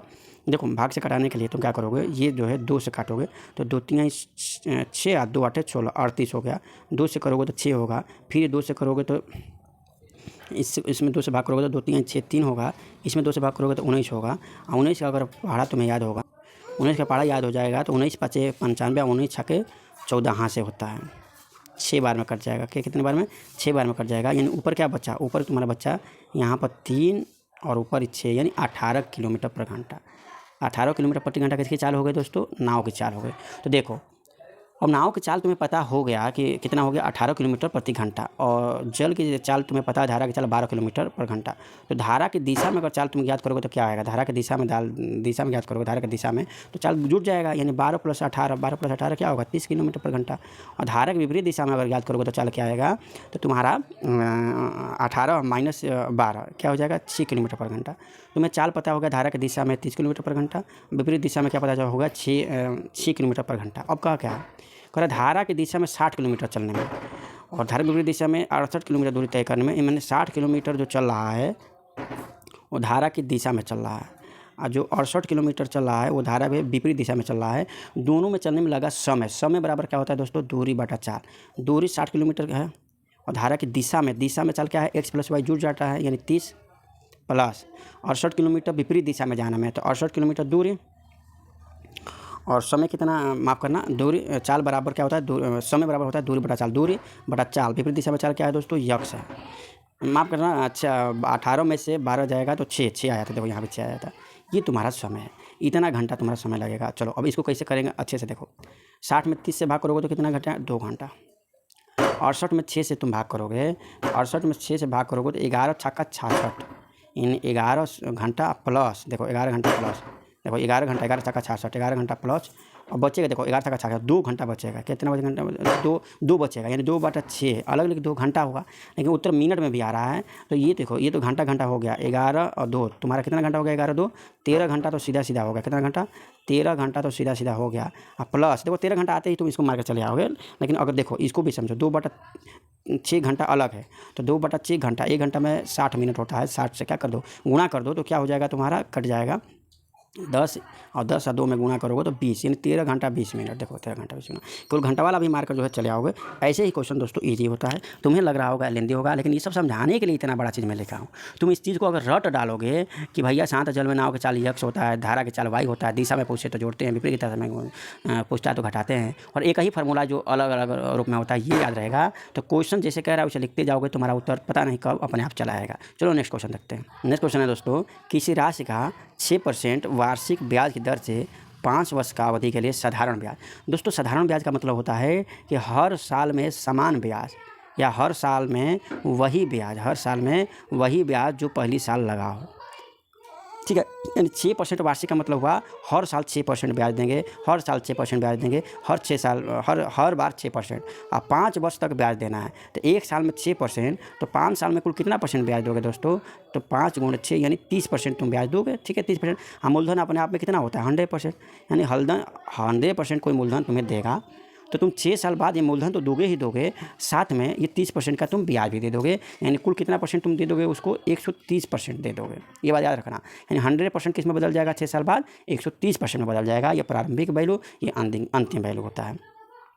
तो इतनी अवधि के लिए साधारण ब्याज 690। साधारण ब्याज का मतलब क्या, 30% की वैल्यू कह रहा है, ब्याज की वैल्यू कह रहा है। ब्याज कितना है 30% है, तो वैल्यू अपन किसका इंटू चाहिए से लगा लो, या डायरेक्ट साधारण ब्याज कितना है 30% है, इसकी वैल्यू कितनी है अंक में 690 है, तो ये तुम्हारा होगा। ये 690 किसकी वैल्यू है, यानी वैल्यू अपान किसका है, तो ब्याज। देखो ये साधारण ब्याज है, और ब्याज परसेंटेज में कितना है 30% है, यानी 30% की वैल्यू हमारा 690 रुपया है। 30% की वैल्यू 690 रुपया है। हमें चाहिए क्या, तो वह राशि ज्ञात कीजिए, यानी ये मूलधन पूछ रहा है और ये कहता है वह राशि कितनी हो जाएगी, तो ये कितनी हो जाएगी 130% हो जाएगी। यानी तुम्हारा क्या पूछ रहा था यहाँ पर, तुम्हारा अमाउंट पूछ रहा था, यानी कितना हो जाएगा, यानी मिश्रधन पूछ रहा था। लेकिन यहाँ पूछ क्या रहा है, राशि यानी 100% की वैल्यू पूछ रहा है, मूलधन पूछ रहा है। तो ज्ञात करो 0 से 0 कैंसिल, प्रतिशत से प्रतिशत कैंसिल, और 23 तियाँ 69 होता है, और ये 0 तुम्हारा बचा ही है और ये 0 बचा ही है, यानी 23 पर डबल 0 क्या हो जाएगा, तुम्हारा उत्तर हो जाएगा। तो ये बात समझ में आ गई दोस्तों। इसको इस फार्मूला से भी कर सकते हो कि वैल्यू अपान किसका इंटू चाहिए, वैल्यू अपान किसका इंटू चाहिए, इससे भी कर सकते हैं। वैल्यू हमारा किसका है दोस्तों, कितना है 690 रुपया। अंक में जो वैल्यू होता है वो किसका मतलब ये साधारण ब्याज का 690 है, या अमाउंट यानी मिश्रधन का है, या ब्याज का है। तो लिखा है सीधे साधारण ब्याज 690 है। तो 1 साल में 6%, तो 5 साल में कितना परसेंट दोस्तों, 6 × 5 = 30%, यानी 30% ब्याज मिलेगा। 30% का वैल्यू इतना है। पूछ क्या रहा है, तो साधारण, तो वह राशि यानी साधारण ब्याज पूछ रहा है, माफ करना मूलधन पूछ रहा है। मूलधन अपने आप में 100% होता है, यानी इसकी वैल्यू पूछ रहा है, और तुम भाग करोगे तो भी तुम्हारा उत्तर 2300 ही आएगा। यानी दोनों तरीके से कर सकते हैं दोस्तों। देखते हैं नेक्स्ट क्वेश्चन। नेक्स्ट क्वेश्चन है, एक व्यक्ति ने 2 किस्म के अमरूद 3 रुपया में 4 अमरूद और 3 रुपया में 4 अमरूद और 3 रुपया प्रति अमरूद की दर से खरीदे। ये क्या बोल रहा है दोस्तों, यानी 2 किस्म के अमरूद है, एक अमरूद ये और एक अमरूद ये, 2 किस्म के अमरूद है, ठीक है। इस अमरूद में 3 रुपया में 4 अमरूद। देखो दोस्तों, जो रुपया रहता है वो हमेशा ऊपर रखते हैं। 3 रुपया में कितने अमरूद, 4 अमरूद। और यहाँ पर क्या कह रहा है, यहाँ पर कह रहा है कि 3 रुपया प्रति अमरूद, मैंने 3 रुपया में यहाँ पर एक अमरूद कह रहा है। 3 रुपया में कितना अमरूद कह रहा है, एक अमरूद। यहाँ संख्या है अमरूदों की, ऊपर पैसा है कि अमरूद खरीदे। यदि उसने प्रत्येक किस्म के अमरूद बराबर संख्या में खरीदे, मतलब ये कह रहा है कि जो अमरूद की संख्या है, अगर इसमें यक्ष अमरूद खरीदा है, देखो इसको जो है थोड़ा सा अलग पेन से मैं लिख देता हूँ। ये कह रहा है कि अगर इस अमरूद को यक्ष संख्या में ले रहा है तो उतनी संख्या में ये भी ले रहा है, यही कह रहा है। प्रत्येक अमरूद बराबर संख्या में खरीदे और फिर सभी अमरूदों को 3 रुपया प्रति की दर से बेच दिया। मैंने प्रत्येक अमरूद को 3 रुपया प्रति अमरूद की दर से बेचता है। इन दोनों को पहले मिलाता है, इन दोनों को मिलाता है, और जो मिश्रण आता है उस मिश्रण को बेचता है 3 रुपया में एक अमरूद को क्या करता है, सेल करता है, यानी एसपी की बात कर रहा है। 3 रुपया में एक अमरूद को क्या करता है, सेल करता है। तो ऐसे प्रश्नों के लिए देखो क्या करते हैं। देखो ये 4 अमरूद का जो है दाम है, 4 अमरूद का दाम 3 रुपया है। तो एक अमरूद का दाम कैसे निकलेगा, तो 4 से भाग करोगे तो पहले एक अमरूद का इसका दाम निकालो। तो एक अमरूद का दाम निकालोगे तो क्या आएगा, बोलो। एक अमरूद का दाम निकालोगे तो तुम्हारा आएगा पॉइंट में, यानी इतने ही रुपया आएगा, 3/4 रुपया आएगा ना। और यहाँ पर एक अमरूद का दाम निकालोगे तो ये रुपया आएगा। तो इन दोनों को जोड़ दो, इन दोनों को जोड़ोगे तो अमरूदों की संख्या कितनी हो जाएगी, 2 हो जाएगी। कितनी हो जाएगी अमरूदों की संख्या, 2 हो जाएगी। अमरूदों की संख्या कितनी हो जाएगी, 2 हो जाएगी। लेकिन इनकी वैल्यू कितना हो जाएगा जोड़ दोगे तो, मानो कि एक अमरूद खरीदा होगा तो संख्या में तो 2 अमरूद हो जाएगी, लेकिन वैल्यू क्या हो जाएगी, इन दोनों का ऐड होगा। इन दोनों को ऐड करोगे तो यहाँ पर क्या आएगा दोस्तों, एलसीएम। दोनों को अगर एक मतलब संख्या में लोगे तो तुम्हारा कितना हो जाएगा, देखो कितना हो जाएगा। तो रुपया में जोड़ोगे तो इन दोनों का एलसीएम लोगे तो क्या आएगा दोस्तों, 4 आएगा। 3 से ऊपर गुणा करोगे तो 3 और 4 3 12, 12 3 15/4 रुपया आएगा। 2 देखो 2 वस्तु जब बेचोगे, 2 अमरूद बेचोगे, 2 अमरूद बेचोगे तो तुम्हारा कितने रुपये का, देखो इधर देखो कितने रुपये का फ़ायदा होगा, फ़ायदा नहीं होगा। सीपी कितना होगा, 2 अमरूद का सीपी तुम्हारा कितना हो जाएगा दोस्तों, 15/4 रुपया। इसको दशमलव में से अगर हटाना चाहते हो तो हटा सकते हो, तो हटाओ। 15 तिहाई 4 तिहाई 12, फिर क्या आएगा 30, फिर 4 7 देखो 4 3 12, 4 7 28, फिर 4 5 20। 3 रुपया 75 पैसा क्या आएगा तुम्हारा, सीपी आएगा 2 अमरूद का, ठीक है। 2 अमरूद का सीपी तुम्हारा 3 रुपया 75 आएगा, और बेच रहा है एसपी 3 रुपया में एक अमरूद। तो 2 अमरूद का एसपी कितना आएगा, ये बताओ। संख्या हमेशा बराबर करना। 2 अमरूद का एसपी कितना आएगा, बताओ। 2 अमरूद का एसपी कितना आएगा, एक अमरूद का एसपी यानी सेलिंग प्राइस 3 रुपया है, तो 2 अमरूद का कितना होगा, 6 रुपया आएगा। कितना रुपया आएगा, 6 रुपया आएगा।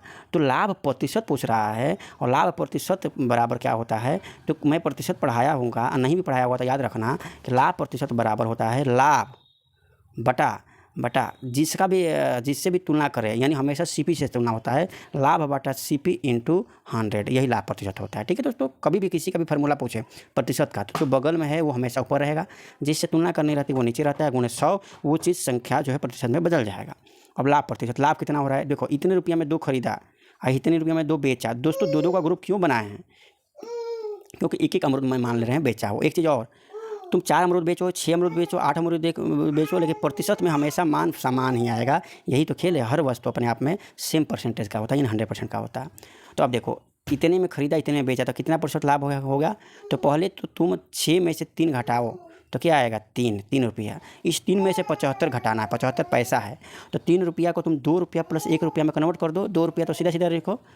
इस 1 रुपये में कितना पैसा होता है दोस्तों, 100 पैसा। 100 पैसा में 75 रुपया चला जाएगा तो कितना पैसा बचेगा, 25 पैसा, यानी 2.25 हो जाएगा। यानी लाभ कितना होगा, 2.25 बटा सीपी कितना है दोस्तों, यही है 3.75। सीपी कितनी है, 3.75 गुणे 100, ये जो वैल्यू आएगा वही तुम्हारा उत्तर होगा। और ये वैल्यू दशमलव, 2 अंक ऊपर दशमलव है बाद, नीचे भी 2 अंक बाद है, तो दशमलव को भी तुम गायब कर सकते हो। यानी 225 बटा हुआ तुम्हारा 375 गुणे 100, ये तुम सॉल्व करोगे और उत्तर पाओगे। तुम्हें लग रहा है बहुत हार्ड है, तो चलो 15 से भाग करो।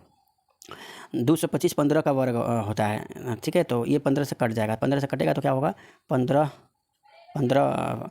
हो जाएगा, क्योंकि 15 का वर्ग होता है। ये 15 से कटाओ तो 15 दूना का 30, 7 5 15 5 75, 25 आया, 25 चौका 100 और 15 चौका 60%। दोस्तों तुम्हें समझाने के लिए इतना ये लंबा हुआ है, इतना लंबा है नहीं, समझ सको तो समझो, और इसे एक बार पुनः देखोगे तो समझ में आएगा। चलो नेक्स्ट क्वेश्चन देखते हैं। अगला क्वेश्चन है दोस्तों, 4 सेंटीमीटर आंतरिक व्यास वाले एक वृत्ताकार पाइप से 4 मीटर प्रति सेकंड की दर से जल एक 100 सेंटीमीटर आधार त्रिज्या वाली बेलनाकार टंकी में प्रवाहित होती है। 10 मिनट में जल का स्तर कितना बढ़ जाएगा। दोस्तों ये क्वेश्चन काफ़ी ईजी है। तुम्हें लगता है कि क्वेश्चन बहुत ज़्यादा हार्ड है, लेकिन है नहीं। इसको समझने की कोशिश करोगे तो काफ़ी ईजी समझ में आएगा। देखो इसकी त्रिज्या 4 सेंटीमीटर है, तो मैंने लिख दिया इसकी त्रिज्या जो है 4 सेंटीमीटर है। एक पाइप है तो मैंने पाइप मान लिया है, वो पाइप ये है, ठीक है, 4 सेंटीमीटर पाइप में। देखो ये चाल भले दिया है कि 4 मीटर प्रति सेकेंड। चाल का मतलब क्या होता है, 4 मीटर प्रति सेकेंड का मतलब क्या हुआ, 4 मीटर प्रति सेकेंड की दर से एक जल जो है 100 सेंटीमीटर आधार वाली त्रिज्या में भर रहा है। माने यहाँ से पानी ऐसे निकल रहा है, यहाँ से पानी निकल रहा है पाइप से, और इसमें आके पानी भर रहा है, ठीक है, यही बात याद रखना, इसमें पानी आके भर रहा है। तो कह रहा है कि इस प्रोसेस में 4 मीटर प्रति सेकंड की दर से, 4 मीटर प्रति सेकंड की दर से मतलब क्या हुआ, 4 मीटर प्रति सेकंड की दर से मतलब ये हुआ कि 1 सेकंड में 4 मीटर पानी भर दे रहा है, 4 मीटर पानी बह जा रहा है। 4 मीटर पानी बह जा रहा है 1 सेकंड में, तो इसका मतलब 1 सेकंड में जो होगा, अगर सेंटीमीटर में बदला जाए तो 400 सेंटीमीटर पानी को भर दे रहा है। ये 400 सेंटीमीटर क्या है दोस्तों, एक्चुअल में ऊंचाई है, इनडायरेक्टली क्या है, ऊंचाई है। यानी ये पानी जो होता है वो यहाँ पर था, और 1 सेकंड बाद सीधे कितना चला जाएगा, यहाँ चला जाएगा, यानी 400 सेंटीमीटर चला जाएगा। मानो ये कितना है, 400 सेंटीमीटर। तो ये जल जितना भी है, ये टोटल जल जितना भी है वो 400 सेंटीमीटर यहाँ तक चला जाएगा, ये टोटल जल। मैंने इनडायरेक्टली देखा जाए तो ये टोटल जल यानी क्या, टोटल मात्रा मतलब क्या, आयतन। अगर 1 सेकंड में जल का आयतन निकालेंगे, जल का कितना आयतन होगा, तो बेलन का आयतन का सूत्र होता है पाई आर स्क्वायर एच। पाई का मान तुम पाई ही रहने दो। आर स्क्वायर का मतलब होता है इसकी त्रिज्या कितनी, आर है तो 4 गुणे 4 इंटू एच का मतलब वो है 1 सेकंड में कितनी दूरी तय कर रहा है, 400 सेंटीमीटर। हम टोटल आयतन पूछ रहे हैं कि इसमें कितनी जल की मात्रा होगी, तो इसका आयतन के बराबर होगी। और 1 सेकंड में 400 सेंटीमीटर, यानी यही तो ऊंचाई है, इनडायरेक्टली यही क्या है, ऊंचाई है। तो 400 सेंटीमीटर ये तुम्हारी ऊंचाई हो जाएगी। माने 1 सेकंड में जल कितना प्रवाहित होगा, 1 सेकंड में इतना जल जो है प्रवाहित होगा, 1 सेकंड में इतना जल प्रवाहित होगा। अब वो जल जब इसमें आएगा तो इस आकार को ले लेगा, किस आकार को ले लेगा, इस आकार को। तो 1 सेकंड में इतना जल, और 10 मिनट तक हमें जल को चलाना है, तो 1 सेकंड में जो जल होगा वो इतनी मात्रा में होगा। मात्रा बोले तो आयतन। अभी भी जितने लोग हमारे वीडियोज़ को नहीं देखे मेंसुरेशन के, अभी तुरंत जाओ और एक चैप्टर एक कॉन्सेप्ट में मैंने वीडियो बनाया है, उसको जाकर मेंसुरेशन के पार्ट को देख लोगे। ये क्वेश्चन तुम्हारे लिए ईजी हो जाएगा कि जो जल की मात्रा होगी वो कितनी होगी, तो उसके आयतन के बराबर ही होगी, क्योंकि आयतन के बराबर होता है कि वो वस्तु कितने मटेरियल से मिलकर बना है। तो कितने मटेरियल से मिला है, तो टोटल ये क्या होगा, आयतन होगा। अब बेलन का आयतन ये होता है। तो ये 1 सेकंड की कहानी, 1 सेकंड में इतना आयतन जल या इतना मात्रा में जल निकल जाएगा, 1 सेकंड में इतना। और 10 मिनट में कितना जल निकलेगा, तो भाई ये सेकंड में है, 1 सेकंड में इतना बढ़ेगा। तो पहले 60 सेकंड में निकालो, 60 सेकंड में कितना भरेगा, तो गुणे 60 होगा कि नहीं, तो गुणे 60। और चूंकि 10 मिनट का रहा, 60 सेकंड में कितना मिनट होता है, 60 सेकंड में कितना बढ़ेगा, तो इतना गुणे 60 है। 60 सेकंड को हम क्या कहते हैं, 1 मिनट। अब पूछ रहा है 10 मिनट में, तो हमें 10 से और गुणा करना पड़ेगा, और 10 से गुणा करेंगे तो यानी 600 से गुणा कर देंगे, तो हमें पता चल जाएगा कि 600 सेकंड या बोले तो 10 मिनट में कितना जल की मात्रा भरेगा, इतनी जल की मात्रा भरेगा। अब वही जल की मात्रा आकार कितना ले रहा है, तो इस ड्रम में भरा जा रहा है जिसकी त्रिज्या कितनी है, 100 सेंटीमीटर है। तो वही जल की मात्रा का आकार ये हो जाता है दोस्तों। अगर बार बार एक बात को याद रखना मेंसुरेशन में, कि कोई भी वस्तु को जलाकर या पिघलाकर या इसमें तुम ढकेल दिए तो सब चीज़ बदल जाता है, लेकिन आयतन कभी नहीं बदलता है। यानी यहाँ पर जो जल की मात्रा होगी या आयतन होगी वो यहाँ पर आने ड्रम में आने के बाद भी जो मात्रा होगी, मात्रा को ही हम आयतन कहते हैं, वो अभी भी वही रही होगी, यानी आयतन में कोई चेंजिंग नहीं रहा होगा। तो इसका भी आयतन जो मतलब जितना 10 मिनट में इसमें से निकला होगा उतना ही 10 मिनट में भरा होगा। तो क्वेश्चन पूछ रहा है कि कितने स्तर तक इसकी ऊंचाई, माने कितने स्तर तक भर गया होगा, यानी इनडायरेक्टली ये ऊंचाई पूछ रहा है। ये भी एक बेलनाकार ही का है, देखो ये भी एक बेलनाकार टंकी ही है। तो इसका भी बेलन का आयतन, इसका भी अगर हम देखेंगे तो इसका भी सूत्र यही होगा, pi r square into h, pi r square into h यही होगा। और दोस्तों अभी हम तुमसे जो है बताए वो क्या चीज़ बताए कि ये जो मान होगा, अब थोड़ा सा मिटा देते हैं, हाँ ये जो आयतन है वो ये क्या है, ये आयतन क्या है, कैसे आयतन निकाल कर आए हैं, कैसी मात्रा कि 10 मिनट में कितना प्रवाहित होगा जल की आयतन। तो यही आयतन जो इसमें था वो बदल कर अब इस रूप में आ जाएगा, यानी ये भी एक पाई आर स्क्वायर एच का ही मान है, क्योंकि बड़ा आर है इसलिए बड़ा कर दिया। और इसकी त्रिज्या क्या है, तो पाई को दोस्तों पाई रहने दो। आर का मान क्या है दोस्तों, आर का मान कितना है, देखो आर का मान है यहाँ पर 100, तो 100 गुणे 100 कर दो, क्या कर दो 100 गुणे 100 कर दो, और गुणे एच, इसी की वैल्यू हमें ज्ञात करना है। ये किसके बराबर होगा दोस्तों, इसके बराबर होगा ना, क्योंकि मैंने तुम्हें बताया कि आयतन कभी भी नहीं चेंज होता है। अब कटाने की कोशिश करते हैं दोस्तों, देखते हैं किससे कटता है। तो देखो ये डबल जीरो है इसमें, तो डबल जीरो इस डबल जीरो से कट गया, पेन कैंसिल करते हैं ताकि समझ में आए। ये डबल जीरो से कट गया, और ये डबल जीरो ये 2 डबल जीरो से कट गया, और इस पाई से ये पाई कट गया, बचा क्या तुम्हारा, ये बचा, ये तुम्हारा बचा ये और 6, यानी बचा तुम्हारा 4 के 16। दोस्तों कहाँ गलत हो रहा है जानते हो कहाँ, ये हमने ध्यान नहीं दिया कि 4 सेंटीमीटर व्यास यहाँ लिखा था। व्यास मतलब क्या होता है जानते हो, ये टोटल ये 4 सेंटीमीटर है। व्यास का मतलब होता है ये टोटल 4 सेंटीमीटर है, टोटल 4 सेंटीमीटर है। तो हम त्रिज्या रखते हैं, यानी त्रिज्या तुम्हारी क्या हो जाती है, ये त्रिज्या तुम्हारी 2 हो जाती है। तो जहाँ हम 4 रखे हैं 4 सेंटीमीटर, वहाँ 2 सेंटीमीटर रख देंगे। कहाँ 4, पाई आर स्क्वायर, यहाँ पर क्या होगा 2 गुणे 2, यहाँ 2 गुणे 2 होगा। ठीक है दोस्तों, आर की वैल्यू 2 सेंटीमीटर रखेंगे क्योंकि आर त्रिज्या होता है। तो यहाँ पर क्या हो जाएगा दोस्तों, देखो 2 दूना का 4 चौका 2 दूना का 4 और 4 चौका 16, 16 साका 96 सेंटीमीटर तुम्हारा उत्तर आ जाएगा। चलो दोस्तों ये बहुत आसान है, केवल मेंसुरेशन की फार्मूला, और उस 1 घंटा 15 मिनट की वीडियो को देख लोगे तो ये सब बताया हूँ, मात्रा सात्रा सब बताया हूँ उसमें। तो देखोगे आयतन ही मात्रा होता है, जितनी मटेरियल मिलकर बना होता है उसी को आयतन कहते हैं, या वही बात होगा, मात्रा जो होगा वो आयतन के बराबर होता है, वो माप में होगा, ये वजन में होगा। चलो नेक्स्ट क्वेश्चन है दोस्तों, एक कक्षा में 14 विद्यार्थियों के अंकों का औसत 37 है। देखो दोस्तों 14 विद्यार्थियों के अंकों का औसत 37 है, औसत मतलब विद्यार्थियों के अंकों का औसत। दोस्तों औसत मतलब क्या होता है आप नहीं जानते हैं तो मैं वीडियो 1 चैप्टर के कॉन्सेप्ट में बताया हूँ, अगर वो देख लोगे तो इसको क्वेश्चन को चुटकियों में कर लोगे। औसत मतलब 37, औसत मतलब 37 मतलब क्या कि 14 विद्यार्थियों की जो अंक होगी वो 37 होगी, 14 विद्यार्थियों की जो अंक होगी वो 37 होगी, यानी जो पहला विद्यार्थी है वो भी 37 पाया, दूसरा। औसत मतलब यही करता है, औसत मतलब होता है कि अलग अलग वैल्यू दिया है, तो जितना वैल्यू दिया है सबको जोड़ा, नंबर ऑफ वैल्यू से क्या कर दो, भाग कर दो, तो जो वैल्यू आएगा वही वैल्यू यानी औसत कहलाएगा। औसत मतलब ये हुआ कि सब लोग उतना पाए हैं। तो 14 विद्यार्थियों के अंकों का औसत 37 है, यानी 14 व्यक्ति 37 पाए हैं। फिर कह रहा है प्रत्येक विद्यार्थी के अंकों को दोगुना कर दिया जाए। अंकों को दोगुना मतलब क्या कह रहा है, मतलब जो प्राप्त किए हैं इसमें भी 2 से गुना कर दिया जाए, इसमें भी 2 से गुना कर दिया जाए, बाकी सब में 2 से गुना किया जाए, तो औसत नया औसत क्या हो जाएगा दोस्तों। औसत मतलब क्या, सभी समान होना चाहिए। देखो अभी भी तो सभी समान है, देखो तो अभी तो सभी क्या है समान है, लेकिन अब 37 दूना का क्या हो जाएगा 74 सब हो गए, सब 74 तो सब 74 हो गए। औसत मतलब ही होता है कि सब में समान बांट जो है वही औसत होता है। तो डायरेक्टली तुम्हारा उत्तर मिल गया, बिना किए मिल गया। इसीलिए दोस्तों मैं कहता हूँ कि पढ़ने से कुछ नहीं होगा, हकीकत ज्ञान सब पर भारी है। मेरे वीडियोज़ हकीकत ज्ञान पर आधारित होते हैं। अभी भी समय है, नहीं विश्वास होता है तो मेरे वीडियोज़ को देखो, लाइक करो, सब्सक्राइब करो चैनल को, तब समझ में आएगा कि वीडियो की वैल्यू क्या है, ये समझ में आएगा, और ये नहीं कि। नेक्स्ट क्वेश्चन है दोस्तों, एक व्यक्ति 40% वार्षिक साधारण ब्याज की दर पर 23,000 की धनराशि उधार लेता है, जहां ब्याज वार्षिक रूप से संयोजित होता है। प्रत्येक वर्ष के अंत में वह आंशिक रूप से भुगतान के रूप में 6,000 चुकाता है। कहने का मतलब ये हुआ दोस्तों कि 2 साल की बात कर रहा है, 1 साल फर्स्ट ईयर और सेकेंड ईयर की बात कर रहा है, ठीक है। इसमें 23,000 रुपया धनराशि, कितना 23,000 रुपया धनराशि, 23,000 रुपया धनराशि उधार लेता है, और 40% ब्याज की दर है। 40% जो ब्याज की दर है दोस्तों ये वार्षिक है, मैंने साल भर में ब्याज की दर जो है 40% है। इसका मतलब साल भर में 40% तुम्हें ब्याज भी देना है, और 100% धनराशि है ही, ये 100% धनराशि प्लस 40% जो है तुम्हें ब्याज के रूप में देना है, ठीक है दोस्तों। इस प्रकार के प्रश्न को कैसे हल करते हैं दोस्तों, देखो साधारण ब्याज रहता है तो साधारण ब्याज का मतलब हर साल 40%, लेकिन जब चक्रवृद्धि ब्याज रहे तो चक्रवृद्धि ब्याज मतलब ब्याज पर भी ब्याज लगता है। इसका मतलब ये हुआ कि पहली साल में 23,000 रुपया तो देगा ही। इसका मतलब क्या हुआ, पहले साल में 23,000 तो रुपया देगा ही, साथ ही साथ पहले साल में 23,000 रुपया देगा ही, साथ ही साथ 23,000 का 40% और ब्याज के रूप में देगा। 23,000 का 40% और ब्याज के रूप में देने का मतलब क्या हुआ दोस्तों, 23,000 का तुम 40% यहाँ निकाल दो। 23,000 का कितना निकाल दो, 23,000 का तुम 40% निकाल दो। तो 40% क्या होगा, 23,000 का निकाल दो। तो 4 से 4 3 यहाँ 12 का 2 और 4 दूना 8 1 9, 10 से 12 का 2 4 दूना 8 1 9 और कितना सुना दोस्तों, 2 सुना, यानी 9200 रुपया तुम्हारा ब्याज के रूप में होगा। मैंने 1 साल बाद वो धन कितना हो जाएगा, एक तो इतना पैसा होगा ही, इतना पैसा तो होगा ही, प्लस इतना तुम्हारा क्या हो जाएगा, ब्याज के रूप में होगा। तो ये जोड़ दोगे तो जो तुम्हारी धनराशि आएगी उस धनराशि पर अब ब्याज लगता है इसमें। यानी चक्रवृद्धि ब्याज का मतलब ये होता है दोस्तों कि पहला जो ये मूलधन है उस पर तो ब्याज लगता ही है पहला साल, और दूसरा साल जब चलते हैं तो इस पर ब्याज तो लगेगा ही, और साथ में इस ब्याज पर भी ब्याज लगता है। इसी को जो है चक्रवृद्धि ब्याज कहा जाता है। तो ब्याज पर भी ब्याज जो है लगता है, लेकिन कुल मिला के हम ये कहें तो कुल इतने पर ब्याज लगता है चक्रवृद्धि ब्याज में। कितने पर, जितना एक वर्ष में हमारा धनराशि बन जाएगी।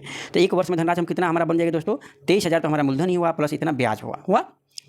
इसको जोड़ो तो कितना होगा, 0 और फिर 0 0 0 0 2 2 और 9 3 12 का 2 और 2 है, ये क्या है, 2 है, 9 3 12 का 2 और 3, तुम्हारा 32,200 रुपया तुम्हारा क्या होगा, 32,200 रुपया तुम्हारा हो गया कि तुम्हें देना है। लेकिन दोस्तों एक और कहा है कि वो आंशिक भुगतान के रूप में 6,000 रुपया चुकाता है अभी हर साल प्रत्येक वर्ष। माने एक वर्ष जब बीत जाता है तो उसको 32,200 देनी चाहिए, लेकिन एक साल बाद वो 32,200 न देकर बल्कि 6,000 ही देता है। तो 6,000 चूँकि वो चुकता कर दिया तो ये माइनस होगा ना भाई, अब टोटल ब्याज थोड़ी नहीं लगेगा। 6,000 भुगतान कर दिया एक साल बाद तो इस पर ब्याज नहीं लगेगा। तो घटाओगे तो क्या होगा, 0 0, फिर यहाँ पर क्या होगा, 2 होगा, और 12 में 6 जाएगा तो दोस्तों 6 हो जाएगा। यहाँ बचेगा तुम्हारा क्या, 2, यानी 26,200 रुपया तुम्हारा अभी भी बचेगा। कितना, 26,200 रुपया।